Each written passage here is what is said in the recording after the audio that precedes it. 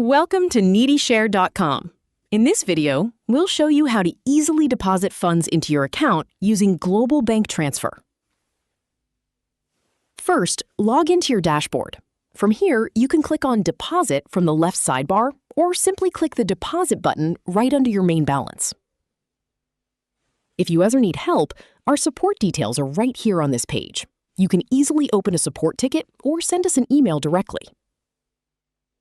For international deposits, select the Global Bank Transfer or SWIFT option. A quick reminder window will pop up with some important bank guidelines.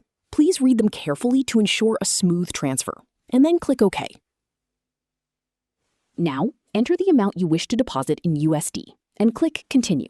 Next, you will see our bank account details. Go ahead and make the transfer from your bank. Remember to include your unique reference code.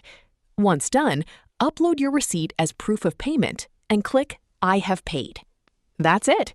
You will instantly receive an email and notification confirming your deposit request is submitted. Once approved, you'll get another notification, and the funds will be added directly to your main balance. Thank you for choosing Needyshare.